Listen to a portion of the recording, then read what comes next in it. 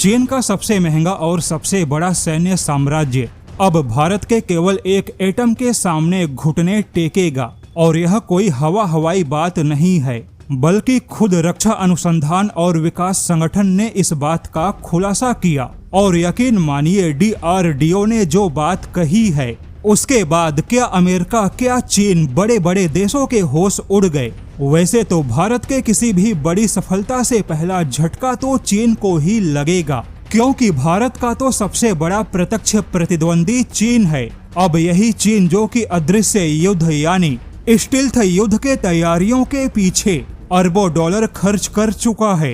लेकिन अब यहाँ पर भारत के रक्षा अनुसंधान और विकास संगठन ने जिस तकनीक के खोज का खुलासा किया, यकीन मानिए, अगर जिस दिन यह तकनीक भारत की सेना में शामिल हो गई, उसके बाद चीन के बड़े से बड़े स्टील्थ हथियार या बड़े से बड़ा रडार सिस्टम, जैमर, सबके सब बेकार साबित होंगे। दरअसल हमारे DRDO ने बहुत बड़ी कामयाबी हासिल करते हुए रीडबर्ग एटम का प्रोटोकॉल बनाने का ऐलान किया है। हालांकि अब ऐसी तकनीक के आने से भारत की सेना कितनी ज्यादा ताकतवर होगी, उसे जानने से पहले रीडबर्ग एटम क्या है, उसे जानना होगा। तभी समझ पड़ेगा कि आखिर क्यों भारत की ऐसी सफलता से दुनिया के होश उड़ गए। रीडबर्ग एटम को अगर आसान शब्दों में समझा जाए तो भारत सीधे क्वांटम हथियारों में कदम रख चुका है। अभी तक आपने दुनिया के किसी भी रडार सिस्टम या फ्रीक्वेंसी एंटीना को बड़े बड़े मेटल या धातुओं से बना हुआ देखा होगा, लेकिन भारत ने किसी धातु या मेटल का नहीं, बल्कि एक सफल क्वांटम एंटीना विकसित किया है, जो कि परमाणु यानी एटम से बना है। और जैसा कि विज्ञान का नियम कहता है, एटम से बने एंटीना को दुनिया का कोई भी जैमर ब्लॉक या जाम नहीं कर सकता। लेकिन भारत ने इसी एटम से जो Rydberg atom radio frequency sensing system बनाया, भारत के इसी सिस्टम से दुनिया का कोई भी स्टील्थ हथियार बच या छुप नहीं सकता।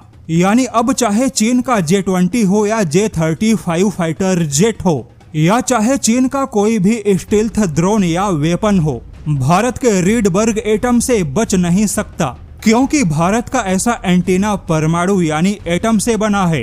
इस हिसाब से बाकी एंटीना और इस एंटीना में वही फर्क होगा जो कि एक सामान्य बम और परमाणु बम के विस्फोट में है।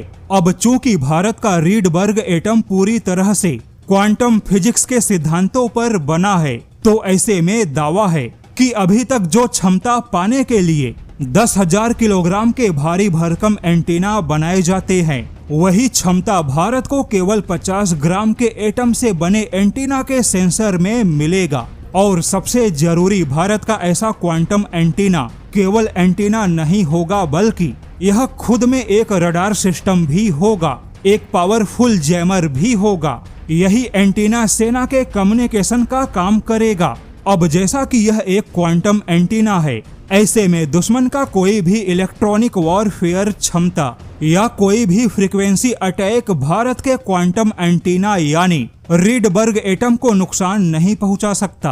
अब इसका सीधा मतलब होगा कि रीडबर्ग एटम को ना तो जाम किया जा सकता है, ना ही हैक किया जा सकता है। वैसे बता दे, भारत के अलावा चीन और अमेरिका भी ऐसे क्वांटम एंटीना पर काम कर रहे हैं। लेकिन जैसा कि यह मामला तकनीक का है और तकनीक में कब कौन आगे निकल जाए कहा नहीं जा सकता, क्योंकि चीन और अमेरिका तो पहले से ही काम कर रहे हैं और उन्होंने भी बड़े बड़े दावे किए। लेकिन भारत ने भी बहुत ही चुपके से काम किया और अब भारत ऐसे क्वांटम एंटीने का एक सफल प्रोटोटाइप बना चुका है।